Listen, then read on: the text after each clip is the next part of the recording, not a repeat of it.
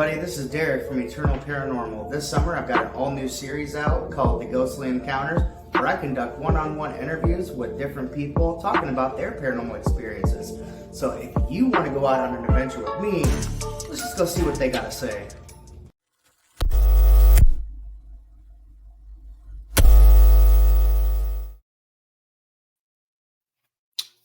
Hey, what's up, everybody? This is Derek, and you're watching another episode of Ghostly Encounters featured by Eternal Paranormal. Today's guest is an author. He's an amazing investigator, very passionate in the paranormal field. So without further ado, everybody, let's introduce to you guys Alan Cornelson. Hey, what's up, Alan? Hey, man, what's going on? It's going, man. It's been a long weekend. We just got back from a little expo that we did up in Benton County. We were up there. We did an investigation afterwards and met a whole bunch of really cool new people and got to see some paranormal family. And it was awesome. You probably got to see. Was Robert from Ghost Gear up there? Yes, Rob was up there. We had a haunted happy hour. Yeah, yeah. He literally lives just like a half mile, 2 miles away from me. Oh, nice. Yeah, we had a haunted happy hour. We are paranormal group up there. Nathan, Sierra, Caitlin.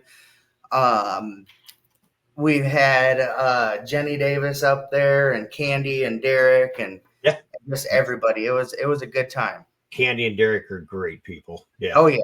I've had an opportunity to investigate with them a lot. I've investigated with them at the haunted, what they call it, the Roadhouse now, but I'll always call it the haunted YMCA. It'll always be the haunted YMCA to me. Right. So I wanted to get you on here to talk about your ghostly experiences. So why don't we go back to like where it all began for you? Wow. That's turning back the clock to 1982. That's a long time ago. Most of you weren't even alive in 1982. So the deal was my daughter lost her mother. Got killed in a fire.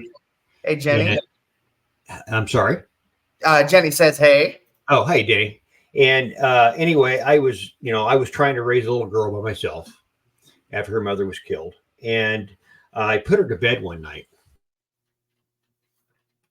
And this was like 4 weeks after the tragedy. We were living in a rental mobile home donated by the Red Cross. And I'm sitting there watching on a little black and white TV, donated TV. Everything was lost in the fire. Okay. So everything was donated. And so I'm watching like WWF wrestling with Hulk Hogan. That's how old it is. This is a long time ago. Right. And I could hear her talking in her bedroom.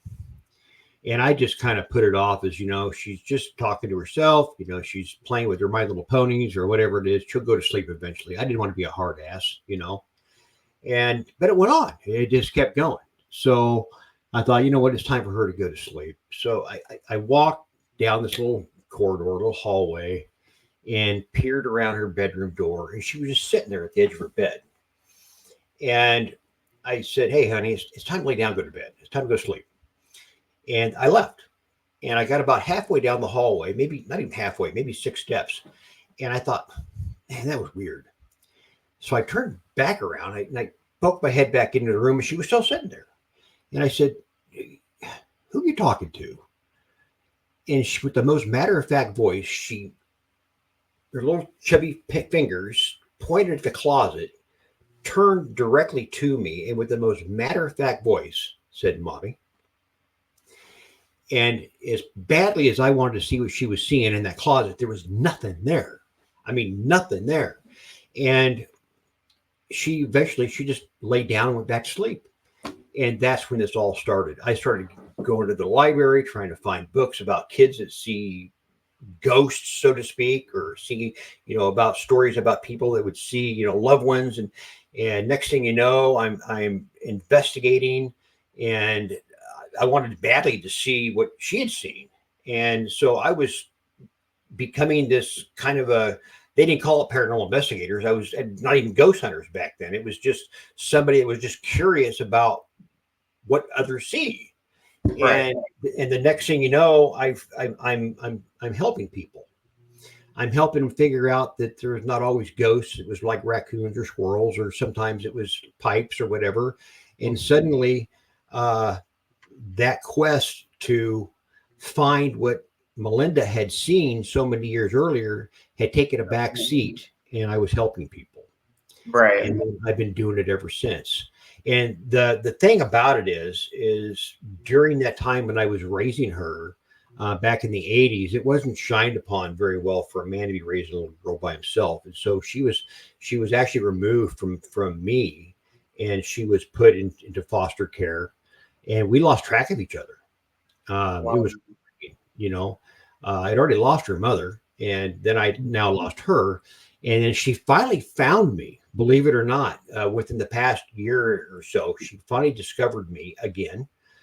She was sitting in some parking lot someplace, and she was going through a radio on her iPhone or whatever it was, and she found a podcast. It said Alan Cornelson. She thought, what's this?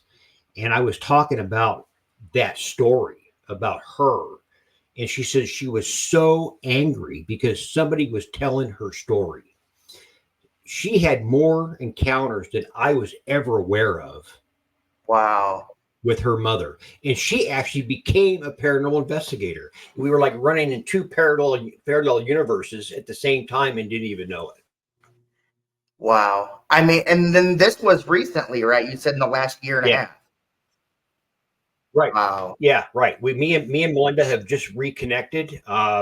We do a lot of. We're planning on hopefully doing a couple investigations together at some point with my granddaughter that I just met. I got three beautiful granddaughters I didn't even know about, Wow. and so yeah, the paranormal has in some cases it can bring people together, I guess. Yeah, I was gonna say, I mean, that kind of gives me chills the way that you were, like explaining because yeah, I mean, it's like it was almost destined, and then to have that to where she was kind of listening, and then you guys reconnected that way. I Yeah, just it was wow. bizarre, and for years, I had I had investigated for a very long time, and I could be honest, I hated God for what happened to me Right. and her hated, um, lost track of God completely, and I think it was by design. I really do. For Melinda to see what she's seen. This is my opinion because it eventually led me to the Stagecoach Inn, where it almost turned my life upside down. Uh, Wow. the Stagecoach Inn was a horrible place to be, and I rediscovered God again through that process. And it's just this book. I don't know if you ever had a copy of the book In Too Deep. I don't. Um, it's on Amazon. uh, it if you can go to, I got a link, dark river publications.com, where there's a link to Amazon. You can get either In Too Deep or In Conflict. But you know, that place was horrible to me, to my wife, to my family, to my well-being, and it almost destroyed me. I mean, there was, without spoiling too much of the book, I just damn near had an altercation that could have been pretty bad, that involved a minister and me, Mhm. um, and it was a bad deal. But that place was so active. People tell me all the time they've been in active places. This, in 40 years of doing this, and I have nothing. I have no dog in that fight as far as is it being a place, a destination to go to. Mhm. It's closed down to any investigations anymore. You can't investigate there. So I'm not making anything on. I'm barely making anything on the books. But that is probably the most haunted place in the Midwest. I can say that with a bunch of confidence. Now, can you tell the viewer? Can you tell the viewers that are watching where this place is located? The Stagecoach Inn is located in Ida Grove, Iowa. It was built in 1856 by John Moorhead, who actually went on to be the judge of the county, Judge John Moorhead. He had some children. Two of them I can remember by name. Was Anna was the daughter. She was the youngest daughter, and then there was Giles, who went on to be a doctor and took care of his father when he had a stroke, and he died at the end sometime in the early 1900s. Um, Giles went on to pass away also in Ida Grove. He built a house in town, corner of Fifth and Moorhead. It's a really cool mansion type looking house. It's red. It mirrors the resemblance of the courthouse right across the street, which I've also investigated. I've also investigated the Morehouse Head House Museum, but I didn't find it nearly as interesting or as active as what the Stagecoach Inn is. The Stagecoach Inn, I believe, part of the reason why it's so haunted is it's on Native American burial ground. Right. Uh, we know that. I actually joined the Historical Society just so I could do investigations there, and I did them almost on a daily basis for 7 years. But we know that it was Native American burial ground because of the burial tree that's set like within 40 feet of the front door. Anna and Martha would have little picnics, and they would go out and they'd have little picnics sitting around this tree. On several occasions, they would find beads kind of down in the roots of the grass, that scruffiness of the grass. Right. And they would pluck beads out of the ground. Well, those beads came from the bodies that decayed in the limbs. Oh, wow. And it would fall on the ground. And Martha used those beads to make moccasins for the children, probably Anna. And so she was collecting these things that were supposed to stay where they were at. Right. And so that's part of why I think it's so crazy haunted there. The other reason is there was the Oddfellows. You ever heard of the Oddfellows? They had a group that would have meetings there. These were some odd individuals. John Moore, no relation to Moorhead, but John Moore was a member of the Oddfellows. He actually took his life. He hung himself near the property for unknown reasons. I've got the newspaper article that describes how they found him, and it makes absolutely no sense. He was to be indicted on some unknown charge. Rumor has it, and I put it in my book, In Conflict. Rumor had it that a little girl had somehow drowned in the well there on the property, and it's thought that maybe he was involved. And if you would read the newspaper article on how he died, you can almost pick up on a conspiracy. And I really kind of get into that pretty deep, no pun intended, in the book, and in my theories of how I think he didn't take his own life, but he was rather killed because of they thought that he was a part of the drowning. Yes.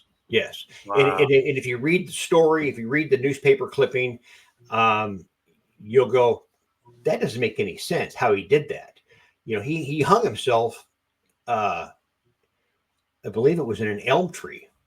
And elm trees, I mean, the branches were like way high, and these things were, like 2.5, 3 foot around. They found his horse, his pony, actually, they called it, not far from the tree, tied up. Okay. But yet he didn't use any ladder to get up into the tree and hang himself. How is that possible? He also, before he did the deed, he made sure that all of his livestock was fed and taken care of. Well, he left his horse tied up in the middle of nowhere, not knowing if anybody's going to find him for days. He was out in the woods. Why would he do that? Why would he just, if he takes care of his farm animals, why wouldn't you just let the horse loose and let it find its way back to the barn? And most horses would, or even ponies for that matter, know their way back. And secondly, why would he go so far out into the woods. He had a barn, a perfectly good barn right there. Right. Why would he just hang himself in the barn? It doesn't So make sense. you got to read the book, and in the book, I do highlight every word of the newspaper article that describes John Moore's death. Hmm. So So, you got that as well, and then of course you got all the antiques. They've got antiques in that place all the way back to the 1800s that have been shipped to them from all over the country. Beds, spinning wheels, as you already know about, spinning yep. wheels, typewriters, anything from about 1856 till about 1928 or so, 1940. Those things are in the house. Beds. I mean, we all know about beds. People die in beds. There's good memories, there's bad memories, there's all kinds of things that happen in beds. Okay. There's just so there's layer upon layer upon layer of attachments that could be to any one of those items inside that house. It's just a petri dish of activity. Right. So I wanted to go back to like your first experiences um at the Stagecoach Inn. Um what Okay. was Well, that is. Go ahead. I was gonna say, so like your first experiences there, like what drew you in? I mean, what was some of the first experiences that you had there without trying to give too much detail because I know you got a book and you written Well, 2 books on it. the the story kind of goes like this. I'll put it in a nutshell. I'd lived in Ida Grove for about a year. Um, the reason we went up there was my wife Pam, her mother got real sick, and we thought she was just going to pass away. And so I was putting in security systems for another company. That's what I used to do, is put in security systems. Okay. And I told them, I said, look, I said, this is the situation. My wife's mother is really sick. It doesn't sound like she's going to live very long. We need to go up there. And they said, okay, fine. How long are you going to be gone? I said, I have no idea. It could be 6 months, it could be 6 days. I don't know.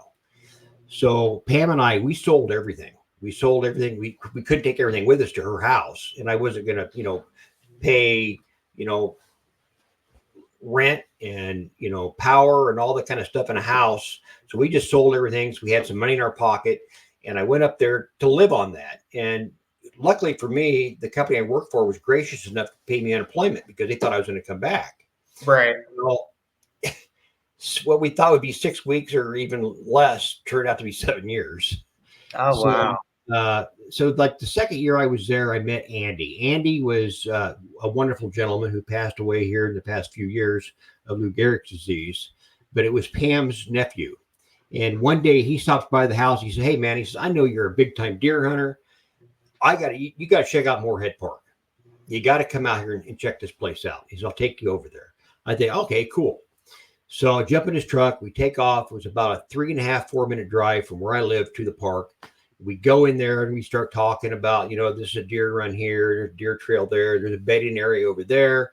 And as he's talking, I started seeing the layout or the framework of a house. Mm-hmm. And I said to Andy, I said, "Does somebody live out here?" And he says, "Oh no." He said, "That's the old Stagecoach Inn. It's a museum now." So, long story short, after he dropped me off, I asked him. I said, "Who do I contact to get a tour of that place?" And he said, "Steve Wilkins. He's the guy you want to talk to. He's the president of the Historical Society. Here's his number." Well, I already knew Steve. I'd already been in Ida Grove for a year, and he was with the American Legion, and I'm a veteran, and so I'd already been active in the American Legion and knew Steve. And so he naturally said, "Yeah, sure." When I got a hold of him, he said, "Yeah, I'll give you a nickel tour." And so we go out there, and the first thing he shows me, he says, "You're going to think this is interesting." He says, as they were doing the demolition or construction or reconstruction of the place, they found these items in the walls. They found a key, they found some coins, they found a shoe, and they found a dress. And right away, that little light goes off of my head. I knew all about all those items. Back in 1800s, people would use those kind of items to keep evil out. Okay. And when he told me about the Native American burial tree outside, that bell rang again. And I thought, you know what? The Moorheads, they know something that's going on out here. And I suspect that there might be a haunting going on, but I wasn't sure. So I made arrangements to uh, uh, investigate. I went to the Historical Society and I made a plea to them for me to investigate there. And they said, yeah, okay, fine, we'll give you 3 days. Well, I'm kind of giving away some of the book, but as I was almost getting the vote for everybody to say that I could investigate out there, an older Historical Society member, her name was Connolly, she got really angry and she says, what are we doing? Why in the world would we allow somebody to go back out there and conjure things up all over again? Right. What? I tried so hard to contain myself.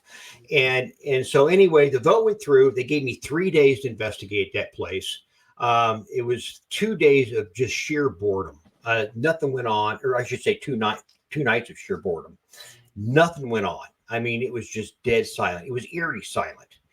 And I was on the third night. It was about 2 o'clock in the morning. I was about ready to pack it in. I said, enough's enough. All I had was an old VCR with a night vision camera tied to it. That's all I had.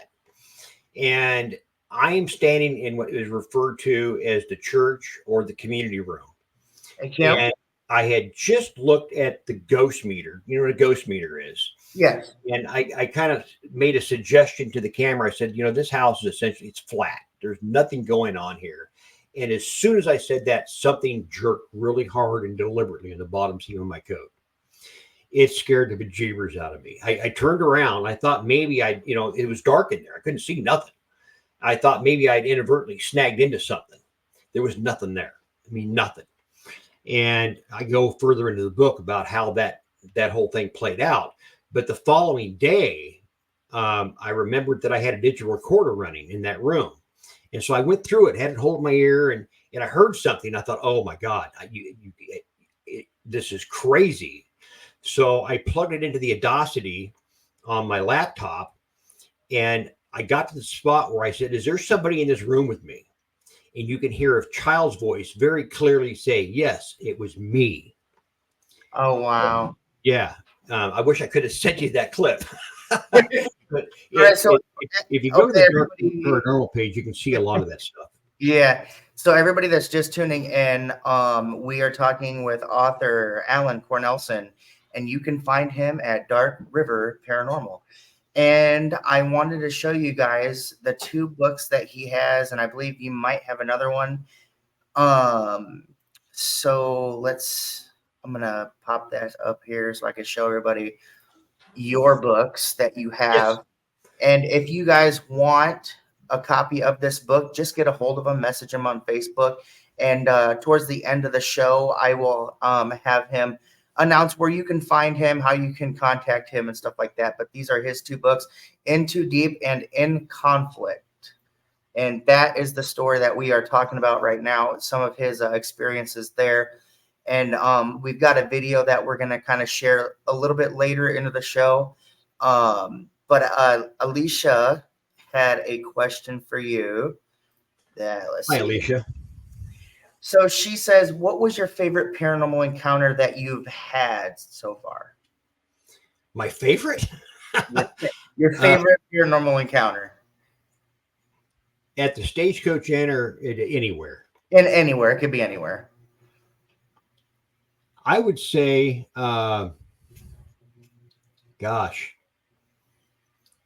Edinburgh was really cool. I was investigating there as Wanagi Paranormal. That's what I used to call myself, as Wanagi, which meant either ghost or spirit. It's a Native American word for ghost or spirit. And I was in what I think they call it the East Wing. It was where the old folks were at one time. And I found a bathing chair in one of the bathrooms. And I set that bathing chair out in the hallway, and I put a millimeter on it. And I play the Native American flute. Everybody knows I'm part Cherokee Indian, and I play the Native American flute. Yeah. So I set this millimeter on this chair, and I just simply asked. I said, if there's somebody here like to listen to some beautiful music, it's just made in a beautiful way. It's just something I just will feel in my heart, and I'll play it. you'd be more than welcome to sit down on this chair and listen. So I start playing the flute, and we're running cameras, and all of a sudden the numbers just start rising on that millimeter. And Oh, wow. they got up like 1.7 or something like that. And they would 1.8, 2.5. And as soon as I would stop playing, it'd go back to zero. And I start playing again, and it would rise back up again. And you can also find that video on the Dark River Paranormal page. Everything I've ever done, everything I've ever talked about, I have captured on video. It's really interesting because when we were at Edinburgh Manor, I want to say it was last year, me and Charles were up in the second, I can't remember what wing we were in, but we were playing old like 1800s music, and we'd get spikes on the REM pod. Yeah. And then for some reason we had so much like interaction in that room. I didn't get the audio. I was recording the whole time. I go back to view my evidence or whatever, and my audio was completely cut out. That's crazy. Yeah, it was hey Candy. It kind of was just disappointing, but the best part about it was the experience that me and Charles had. I mean, that's like more important obviously than just trying to whatever Right. prove, because everybody, people believe in paranormal and then some don't, so I like to say, hey, look, this is what we caught and I have no explanation for this, and that's Right. why That's am a why it's called paranormal. Yeah. Edinburgh Manor was another place that I had a kind of an interesting experience that we also caught on video. I like to use a vibration sensor a lot. One of my go-to tools, because it's not designed as a paranormal device. What it was designed for was it has a magnet in it, and you put it on a door. And so if somebody would shake the doorknob on a door in the middle of the night, it would go off. Okay. But it's not so sensitive. If you get a windstorm, you get twigs and stuff that hit the door or whatever, it'll go into alarm because it make for a long night. So I used to use that a lot at the Stagecoach Inn, and it would go off a lot. But I was in Edinburgh. I was in the basement where the cafeteria area was. Mm-hmm. And we put the vibration sensor in the center of their table, one of these tables. And one of my investigators just happened to have a cigarette. And I knew from some people that I knew that used to be in the medical field, they used to give a lot of those patients like Thorazine and antidepressants like that. And if they were smokers, they would just smoke like trains. I mean, that's what they did. So I took a cigarette and I laid it on top of that vibration sensor. And I said, hey, if somebody wants that, take it. And take in mind, you got to physically tap on this thing. I mean, it takes a pretty good nudge in order for it to go into alarm. And it probably sat there for, I don't know, less than 2 minutes. And I had a brand new investigator with me. I forget what her name was. And she was holding on the camera. It was a Sony Handycam. And that thing went off. I mean, literally went off. The cigarette came off of it. And she was like, holy shit. And she quit the next day. She wasn't ever going to investigate ever again. But that's something else I caught on. And we had like other cameras. I had static cameras running. They were running on a VCR at that time.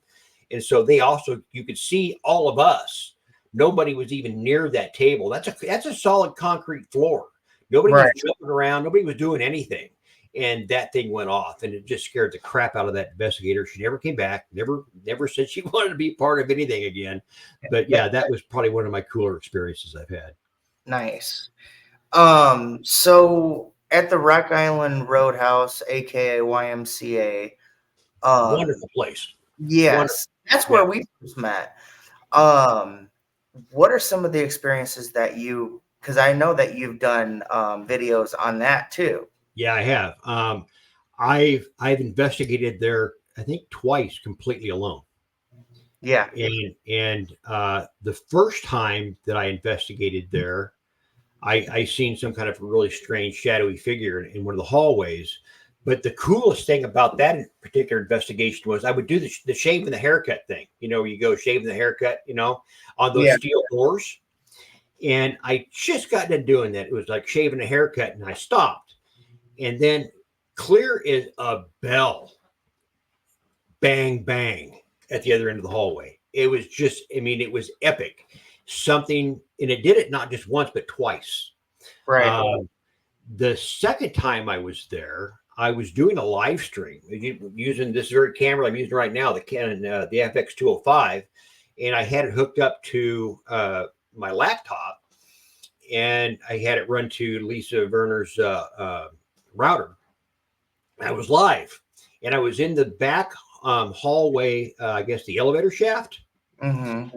and I'm sitting in there, and I'm looking at my cell phone. I'm watching all the comments, and all of a sudden, everybody heard at the same time over the shotgun microphone. There was talking, and it wasn't just a little bit of talk. It was a crowd. There was a whole bunch of talking coming from down below me, from what would have been the locker room area or where the swimming pool was. And I was not a part of that conversation, believe me, but you could hear people talking, and it was echoing up that chamber. There was Wow. nobody else in that building, nobody. And again, I caught it all on video. That was a crazy freaking night. I went down the steps later, and I went through I guess it kind of a machinist area, I guess you could call it. A lot of equipment was in there, and you Yep. end up kind of in a garage area. Yes. There was like so much noise. It sounded like construction going on. Bang, crash, crunch, bang, bang. And I'm catching all this on video, and there wasn't a breath of wind outside. Nothing. Wow. But it was like complete. And again, the shotgun microphone was catching all of it. And you can see that video evidence too on the Dark River Paranormal page. But that was pretty crazy. That's a really active place to be. That sounds like one of the most active places in the building, because we actually just investigated there on July 27th with Tom Sappington and Sean Ellis from Ex Eternal Wolfpack Paranormal. And right from the beginning, we went downstairs, Sean and I, and down that long hallway by the where the swimming pool was.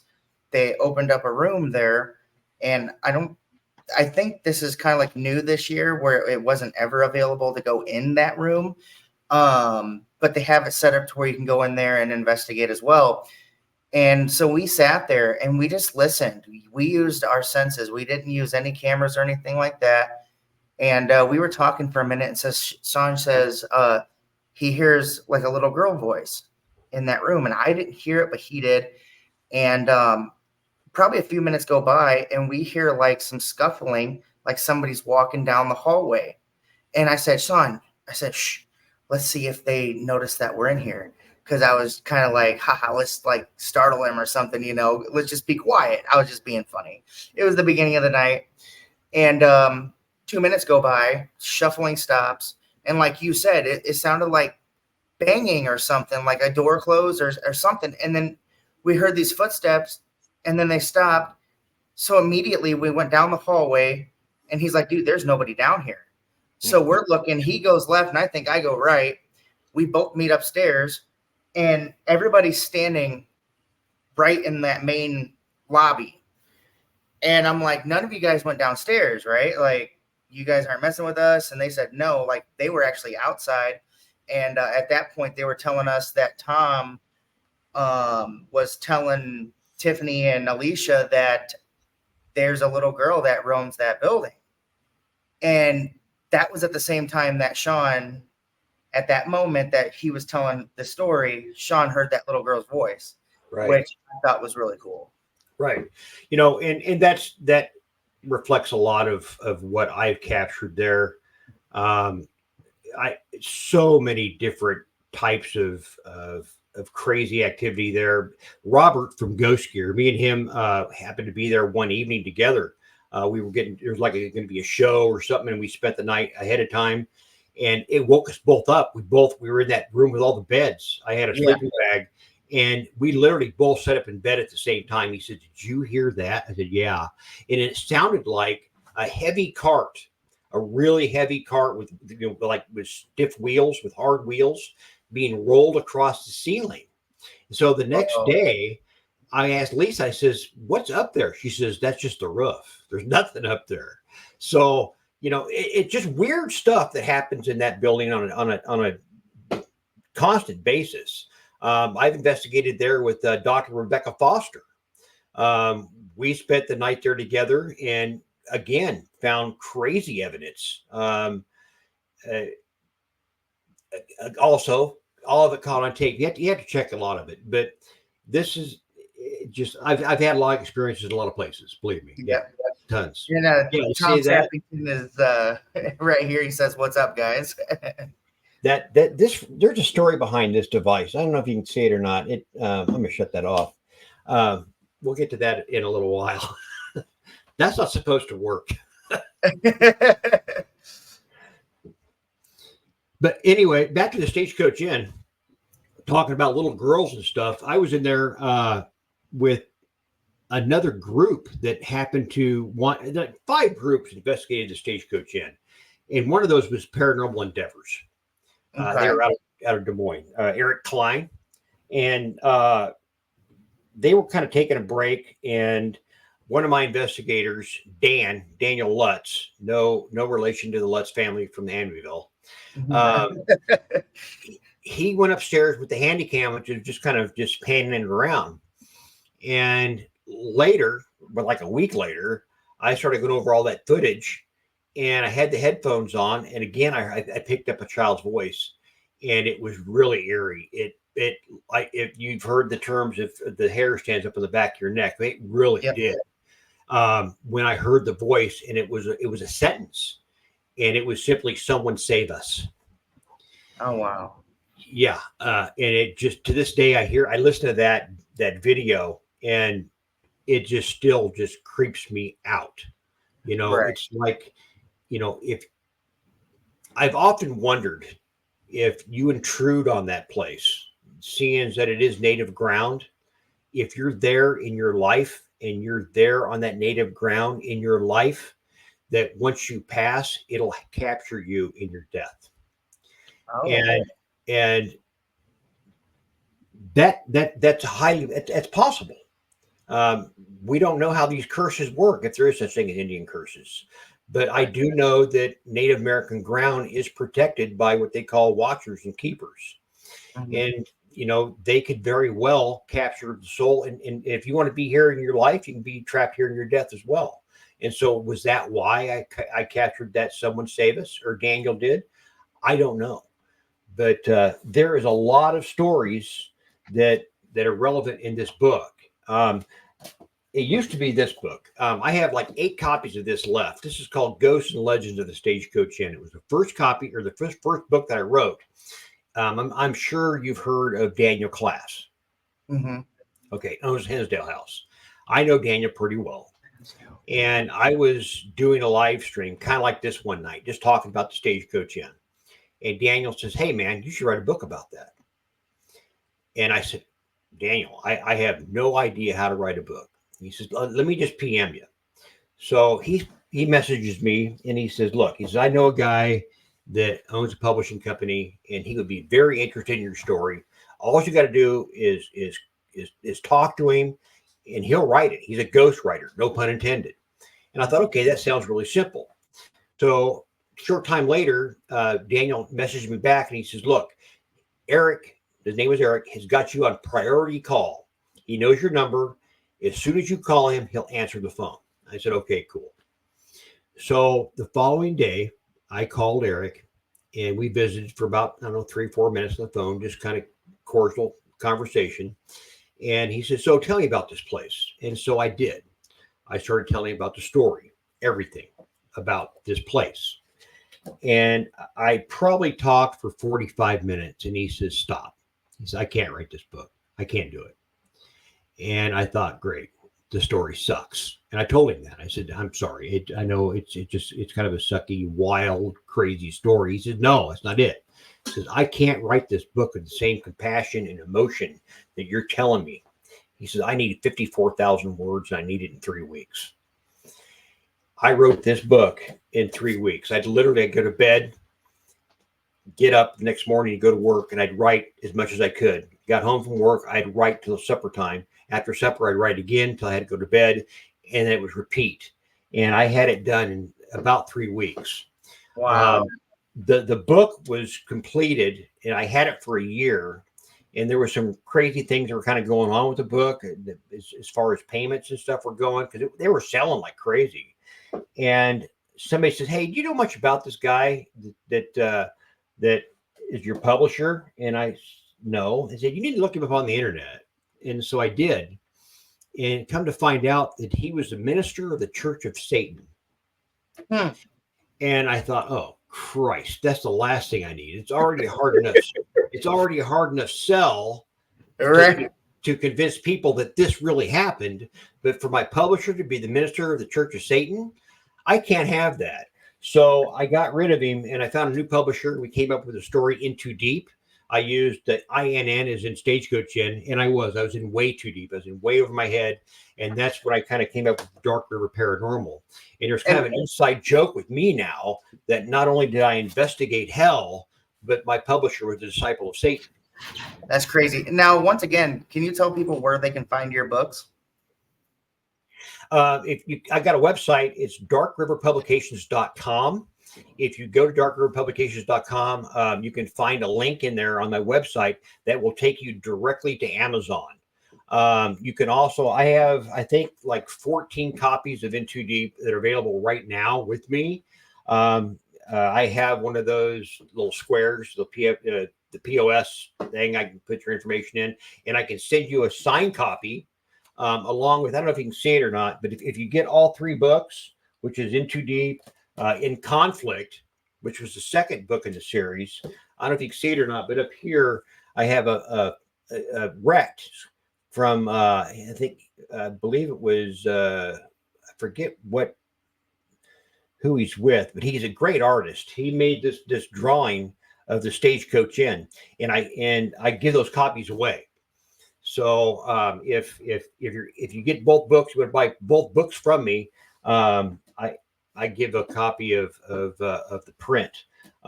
These books goes to Legend Stagecoach Inn. There's only 8 in existence. They don't make them anymore. Once I found out who Eric was and all about him, the books kind of went away. And I was fortunate enough to have like 16 or 17 of them at the time. And people wanted them because they knew the story behind them.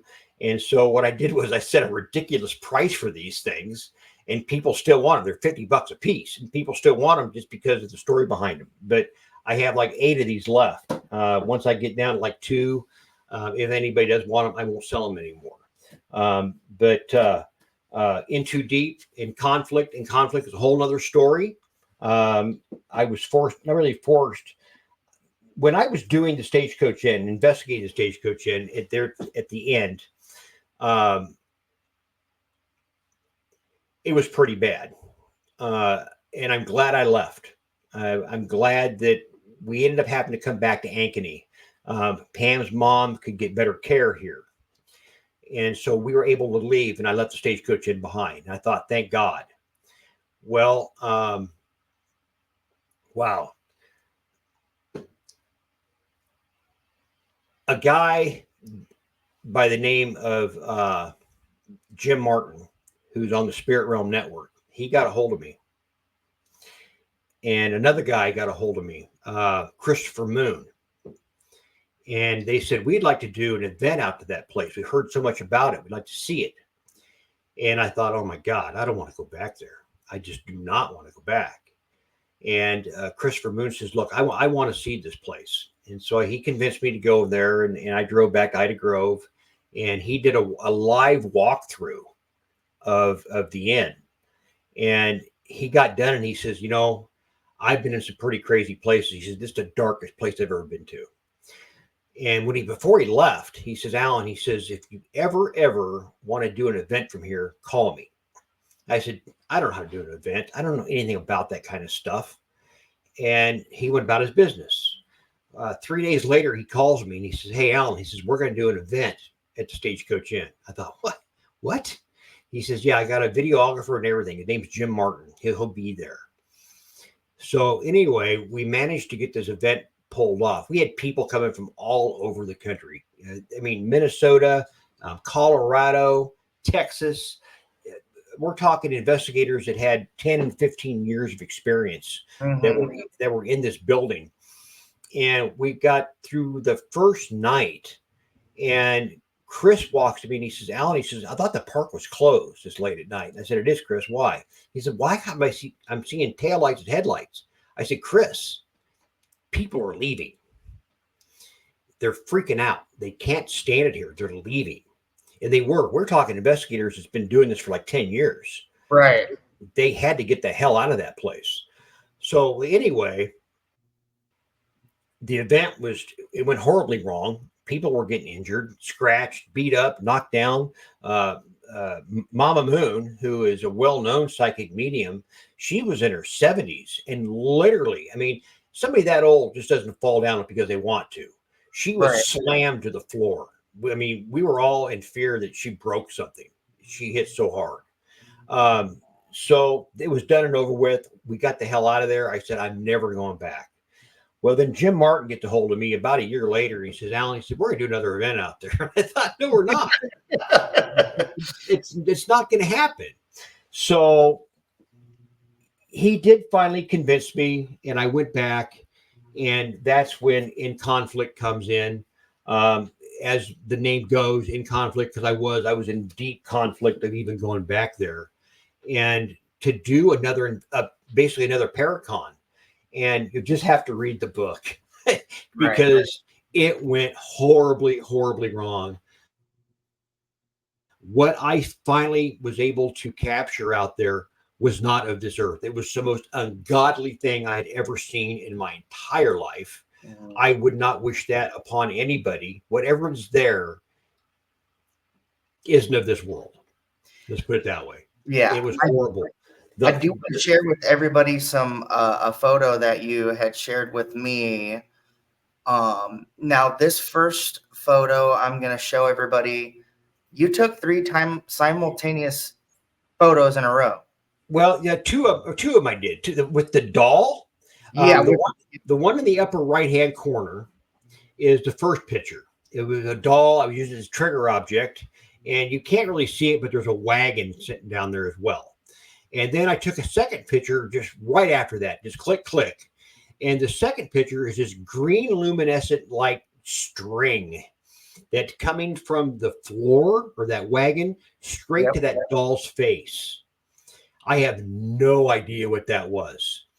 Then later in that same investigation, that same night, that lower left-hand corner, you can see that same luminescent like ectoplasm or something that is going the full length of that door jamb.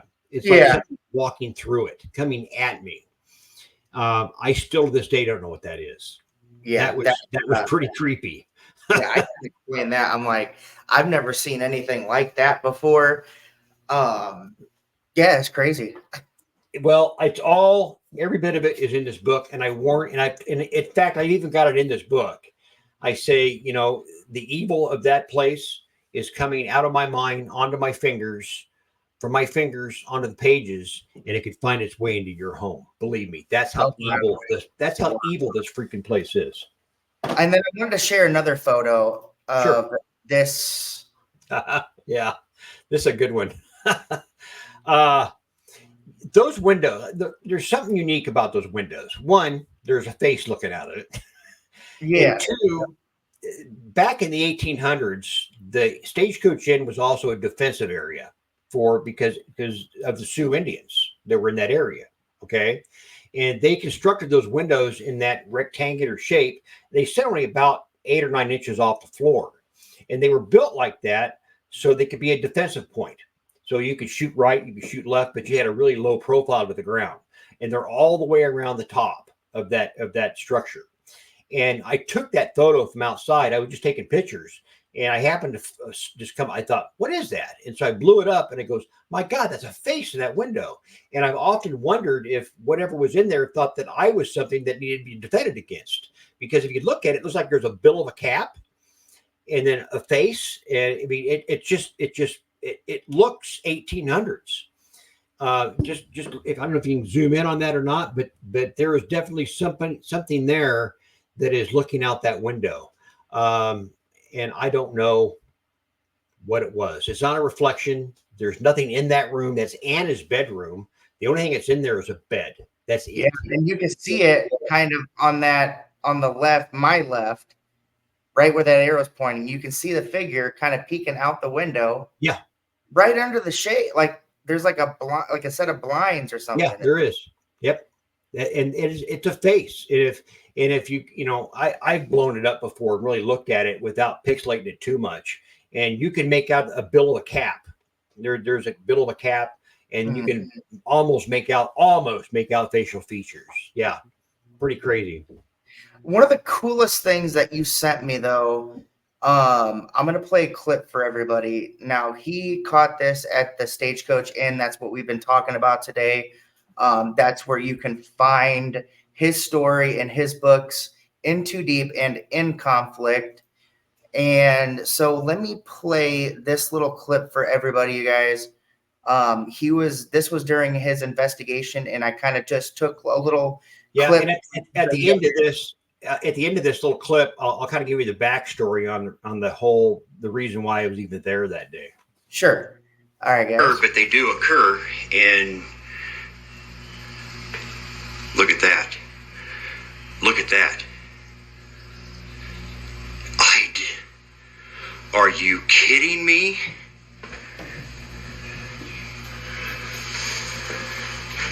Do that again. Make that turn.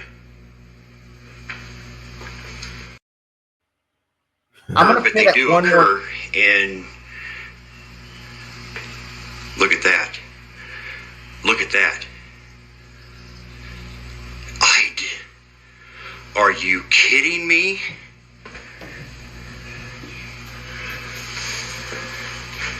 Do that again. Make that turn.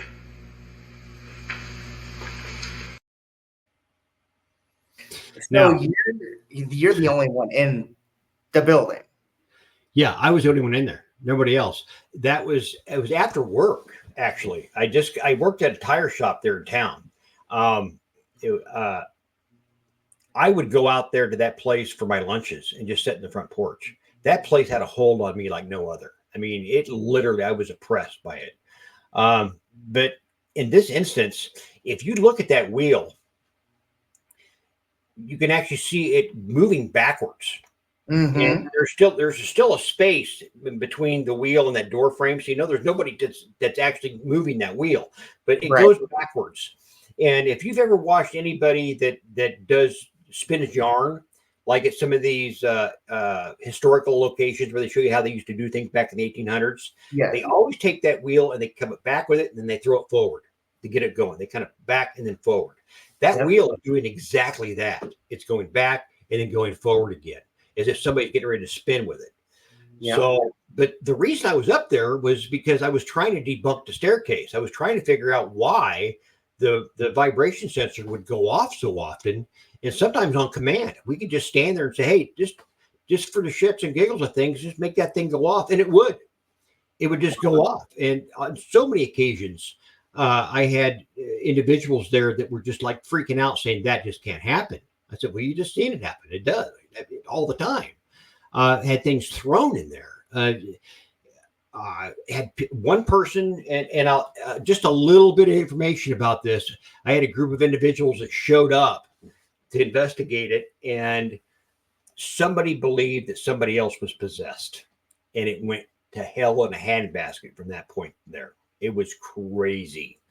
I had, again, only about 5 teams that showed up that actually investigated the Stagecoach Inn, and when they left there, they were just shaking their heads. They said, this is the craziest place we've ever been into. One person got a picture, a really cool picture. I wish I could have sent it to you. From outside, it was at night. And I'll be damned if it doesn't look just like Tinkerbell. It looks just like a freaking fairy. I have never seen anything else like it in my life. If that's it's the best example of an elemental that I've ever seen, and it was caught by somebody else. Unfortunately, it wasn't caught by me. Right. So earlier we had Tom. He asked, "Where is your favorite place to ghost hunt?" My favorite place? I don't know if I really have a favorite place.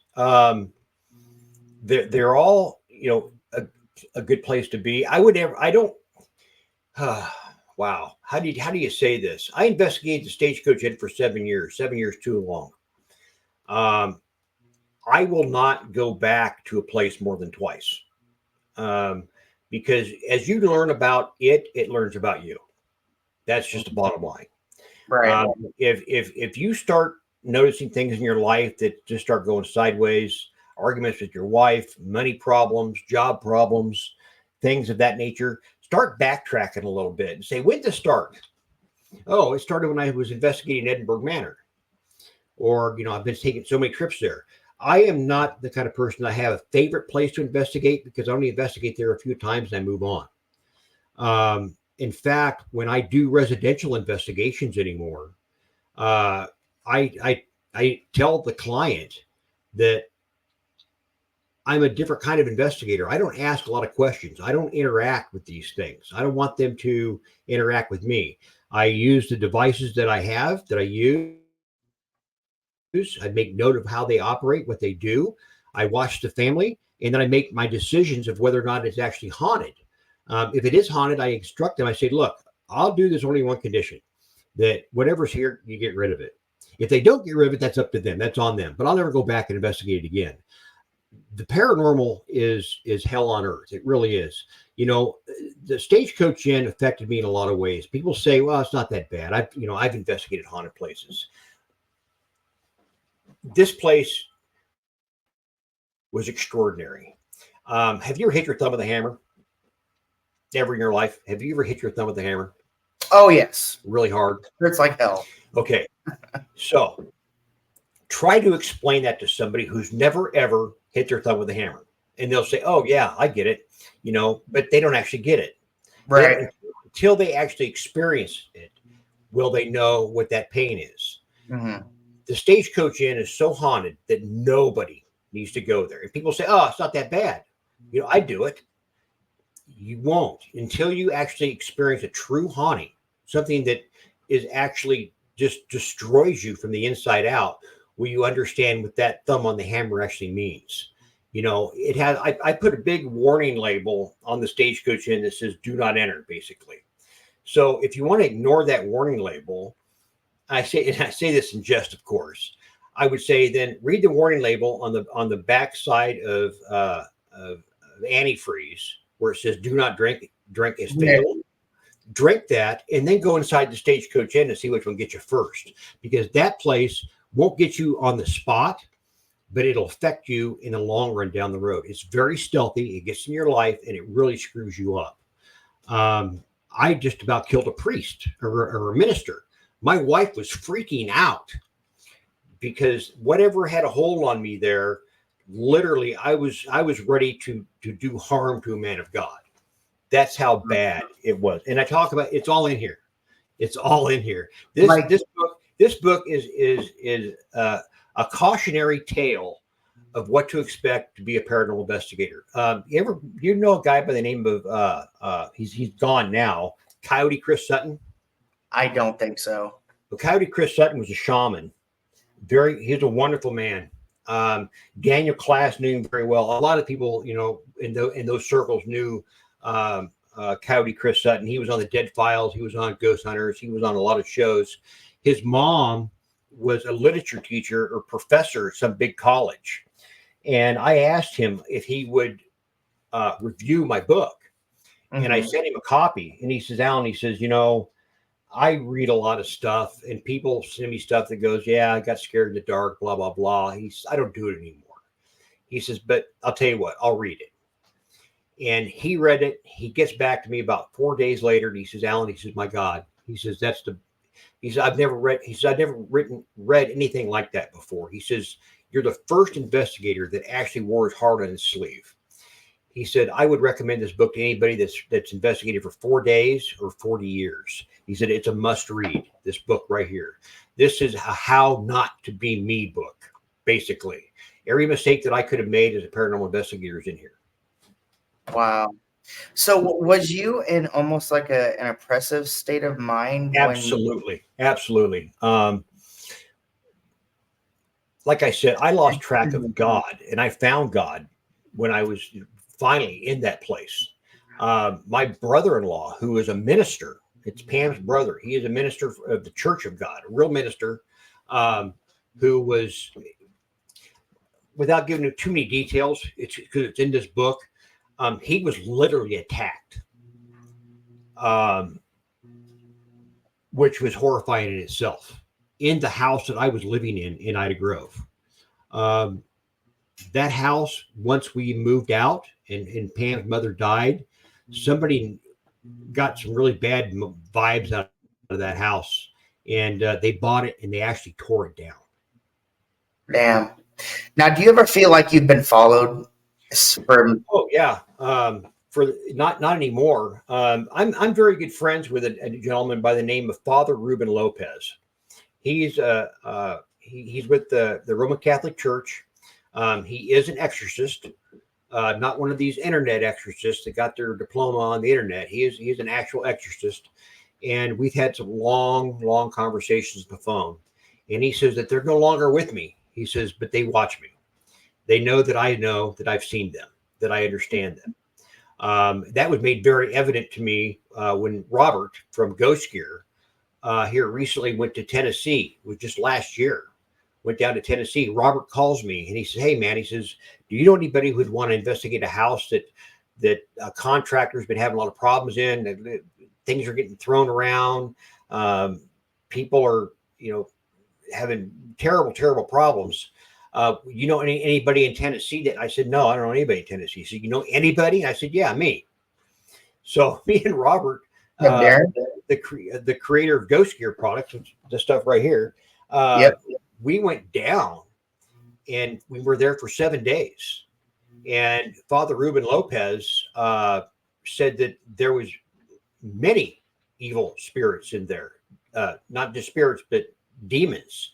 That we found out through a lot of research. That entire block was owned by the same family, and that family was very tightly drawn into the Masons, the Masonic temple, which a lot of people believe is a cult in a lot of respects. And as I was saying, this device right here, this thing that was just going off here a little bit ago, Robert gave this to me, and he gave it to me because it didn't work. What is that? Well, it's a tower. It's an EM device. When something an EM charge comes near it, it'll light up. It'll begin to light, and it'll sometimes it'll just be one string will go off or two. But I had this sitting on the top of the staircase on a mantle on the corner post, and Father Lopez we were using, I think if I got it here, this speaker right here, we had going to my phone, and he was playing some music and also doing some kind of Catholic prayer in Latin, and this thing exploded. It lit up like a Christmas tree. And I had the cameras running on all different angles. And I looked at Robert. I said, "Robert, do you see that?" He said, "Yeah." I said, "Why is that happening?" He says, "I have no idea." Whoa. And so when the father started playing this, it was like the Children's Tabernacle Choir. You've heard those in the Catholic churches. Yeah. He started playing this music over the speaker, and this thing was blowing up when he was praying. And as that music was starting to play, the lights got dimmer and dimmer and dimmer until they finally went completely out. And as soon as the music stopped, it lit up again. Kalani, the ghost hunter, heard that we were down there, and he wanted to investigate it. And I said, "Sure." He wanted to do one of his little YouTube channel shows from there. And I said, "Yeah, come on down." and he lives right there in Tennessee, Nashville, someplace. Mm-hmm. And he shows up, and the dude was completely freaked out. In fact, he coined it the Tennessee House of Demons. And so naturally, that's what loosely my next book is about. It's called Legion of Demons, is what it's tentatively called. The house in Morristown, Tennessee. And to this day, I still get a lot of reports about strange goings on in that house. They went through 2 contractors already. One contractor just recently he heard the stories, and he was kind of scared, and he spent the night there. He left all the lights on in the house. Nothing happened. The following night, something broke down a door while he was in there, and he had a firearm. It's kind of a seedy area town, Right. and he had a firearm, and he was chasing something down the hallway upstairs, and it was right in front of him. Right, he said it was right in front of me. He says there was nothing there, and the next morning, he called Anthony. Anthony is one of the owners. And he apologized profusely to him. He says, "I am so sorry." He says, "I did not believe you. That place is freaking crazy." He said, "It scared I was trying to shoot something that wasn't there." So yeah, this next book's gonna be pretty good. There's a lot of information in this next book that's probably as good, if not better, than In Too Deep and In Conflict. So my next question, I know that we've got the Rock Island Roadhouse Paracon coming up. Are you to be there? No. Okay. No. One, it's just too expensive for me to go. But I don't sell that many books. People don't buy books anymore. They buy Kindle. I don't know why. Audibles and they want audio, and they want the convenience of just pulling it up on their phone. The last time I did a book sale there during one of their Paracons, I barely broke even. And so I don't go to those places very often anymore. I do, however, I do book sales live online where people can get a book. I can initial it. I can autograph it. I personalize it, whatever you want. Send it, and I send them right out. And I never charge shipping ever. Right. Have you ever thought of doing an Audible? In fact, I kind of did. If you go to my website, if you go to darkriverpublications.com, it will take you to my website, which is Dark River Books. Mm-hmm. And about halfway down the homepage, you'll see a reading, chapter 1. I completely read chapter 1 of In Too Deep. So you can kind of hear what the story sounds like. Of course, I had a little bit of ambiance, background music to it. People said it's really good. Mm-hmm. But so I put that on there to kind of entice people to say, okay, what happens next? Because everybody that's read the book said it's the page turner. I've had several people say it needs to be made into a movie. And of course, I agree. Yeah. If I get Sam Elliott to play me, that'd be great. Hey, what's up, Adam? So real quick, I'm just going to show everybody. I know that we've got some people tuning in. We are talking with Alan Cornelson about his experience at the Stagecoach Inn. And he wrote the books In Too Deep and In Conflict. And then he also has another book. He's got 8 copies left. So we just wanted to kind of talk about, all of your experiences and stuff. But I did have another quick question. Sure. If you had an all-exclusive paid, like, paranormal investigation that you didn't have to worry about any expenses, where would you go? What would you do as far as? Where would I go? Yeah, where would you go to paranormal research if you had? If money wasn't an issue? Probably the Hinsdale House. Okay. Yeah, it would be the Hinsdale House. I would want more than anything to go there just so I could play my flute. Okay. I think because my flute has I've got some pretty crazy activity out of that. And I do believe that's a lot of Native American burial ground on that, or at least a native area where the Hinsdale house is. I know that when Coyote Chris Sutton was alive, he would do drum circles, and they got a lot of activity.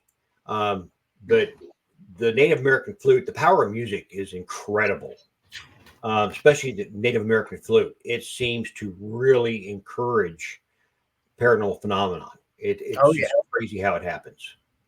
Darren says, Alan, you wrote more books. Yeah, well, not more. It was this book. It's called Ghosts and Legends of the Stagecoach Inn. Here's a pretty good picture of it.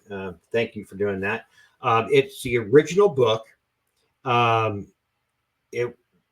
I found out later that my publisher was the disciple or the church of how do I put this again? One more time. I found out my publisher was the minister of the Church of Satan. And as I was explaining here a minute ago, it's hard enough to try to sell somebody the idea of a true nonfiction story, let alone having your publisher being a disciple of Satan. So I got rid of him, got rid of the book, only got a few copies of this left.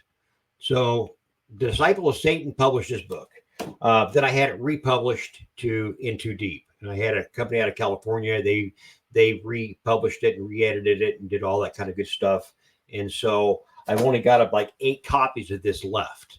And I made it extremely difficult to get these books because I don't want them to go. I sold a lot of them, but I don't want them to go. And so I put like a $50 price tag on them. And believe it or not, people buy the damn things just because of the story behind it.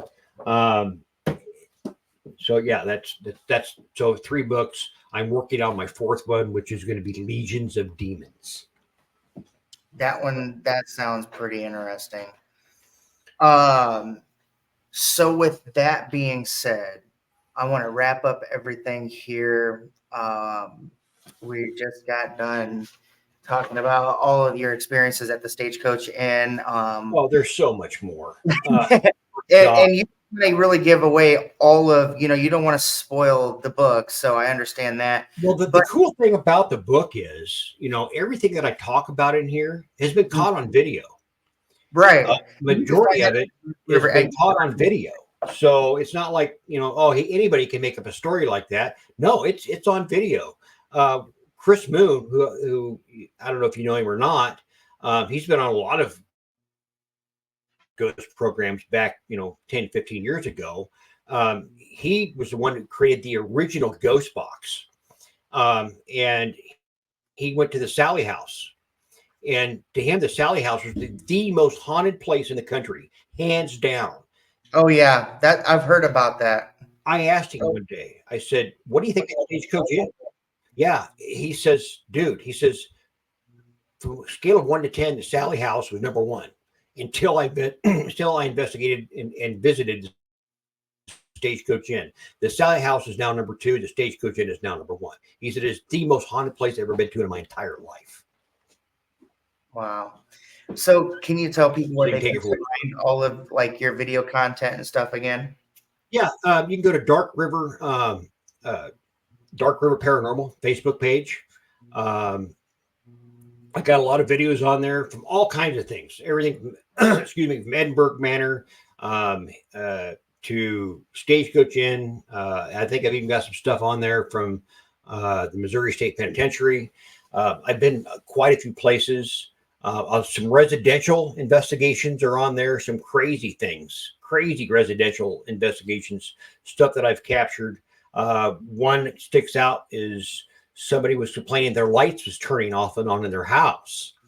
And we were taking a small break. I was in another room, basically a little closet area, kind of setting up some stuff in there with my DVR, and we're watching my client in the kitchen, and the lights are on, and there's a string there where you do like a pull string for a light. Yeah. And he's talking to his daughter saying, well, I think this is going pretty well. I hope they catch something, blah, blah, blah. And all of a sudden you can see the string move a little bit and the lights go off.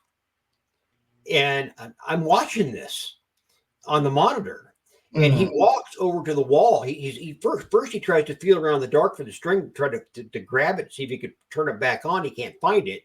Well, this light's also on a switch, and he goes over to the wall. He feels around. He finds it. He flips the switch up and down. Nothing happens. Comes back, feels around, trying to find the string again, and the lights come back on.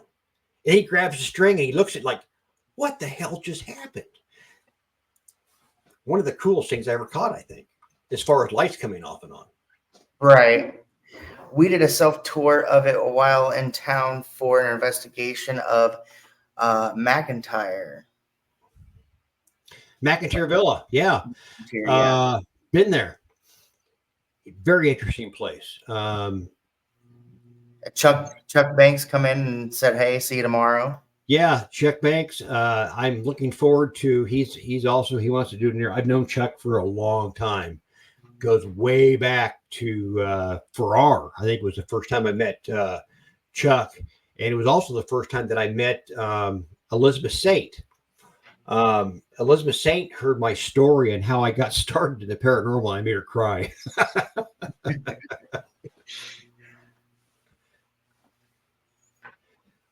But yeah, I'm looking forward to his. Yeah. Heck yeah. All right. So I'm going to wrap up everything here tonight. So I want to first off thank you so much for coming on and Right. talking to us about your experiences with paranormal and ghostly encounters. So once again, we are talking with author Alan Cornelson, and he's got the books In Too Deep and In Conflict. And can you tell everybody once again where you can find these books?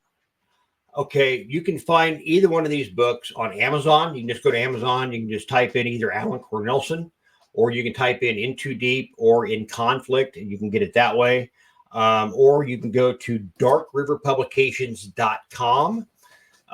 There, it'll take you to a website where it talks about the books, and there's some links there that'll take you directly to Amazon, and you can purchase the book that way, or you can, if you want to get a signed copy, and a lot of people do, you can message me, and I have one of those squares. I have one of the POSs, and I can get your information. I can send you a book directly that's been signed and personalized any way you might want it.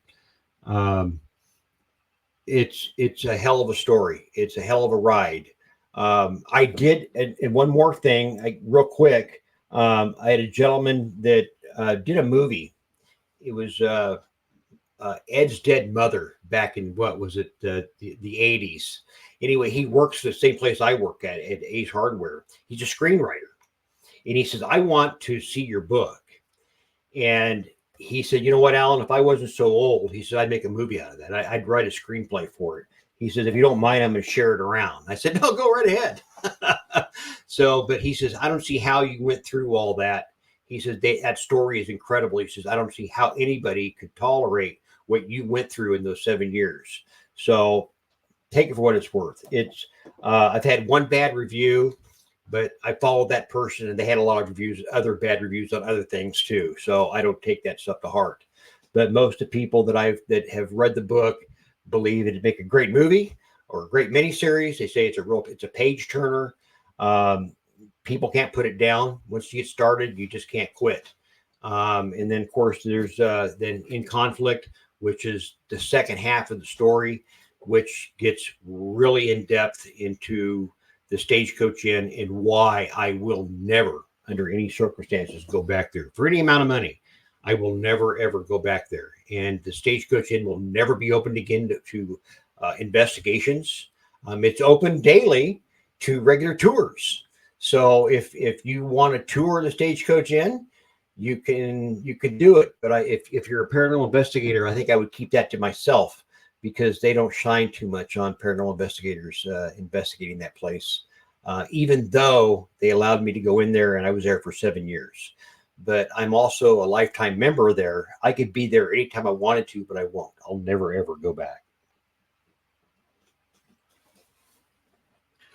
All right, everybody. So we are going to wrap things up. And I just want to say thanks again for coming on, Alan. No problem. Anytime. All right, guys. Well, until next time, we'll see you guys later. Thank you for watching Ghostly Encounters.